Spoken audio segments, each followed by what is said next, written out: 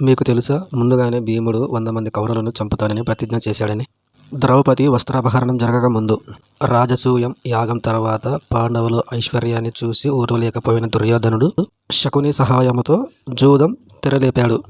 ధర్మరాజు తన రాజ్యాన్ని, తన తమ్ములను తాను ఓడిపోయిన తర్వాత చివరికి ద్రౌపదిని పణంగా పెట్టి ఓడిపోయాడు.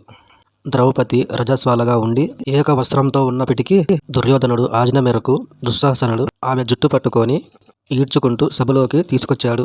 భీష్ముడు, ద్రోణాచార్యుడు, ఎంతో మంది పెద్దలు ఉన్నప్పటికీ సభలో ద్రౌపదికి తీవ్ర అవమానం జరిగింది. కర్ణుడు, దుర్యోధనుడు ద్రౌపదిని దాసి అని సంబోధించి అవమానించారు. దుశ్శాసనుడు ఆమె వస్త్రాన్ని తొలగించడానికి ప్రయత్నించినప్పుడు దిక్కుతోచని స్థితిలో శ్రీకృష్ణుడిని ప్రార్థించింది. అప్పుడు శ్రీకృష్ణుడు అక్షయంగా వస్త్రాలను ప్రసాదించి ఆమె మానాన్ని కాపాడగలిగాడు. సభలో జరుగుతున్న అన్యాయాన్ని చూసి ఆగ్రహంతో ఊగిపోయిన భీముడు ఇలా అందరి ముందు కఠిన ప్రతిజ్ఞలు చేశాడు. ధృతరాష్ట్రుని కుమారులైన 100 మంది కౌరవులను యుద్ధంలో నేనే స్వయంగా చంపేస్తానని ప్రతిజ్ఞ చేశాడు.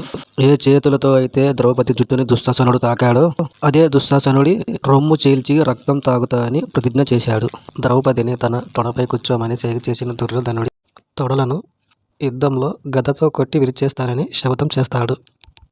కేవలం భీముడే కాదు, ద్రౌపది కూడా ఒక పంతం పెట్టింది. తనను అవమానించిన దుశ్శాసనుడు రక్తంతో తడిసిన చేతులతో భీముడు తన జుట్టును ముడివేసే వరకు తన జుట్టును ముడివేసుకోనని ప్రతిజ్ఞ చేసింది. కురుక్షేత్ర యుద్ధంలో భీముడు అన్నట్టుగానే 100 మంది కౌరవులను చంపి దుశ్శాసనుడు రొమ్ము చీల్చి ఆ రక్తంతో ద్రౌపది జుట్టును ముడివేయించి తను చేసిన ప్రతిజ్ఞను నెరవేర్చుకున్నాడు. ఈ వీడియో పూర్తిగా చూసినట్లయితే కామెంట్లో జై భీమ్ అని కామెంట్ చేయండి.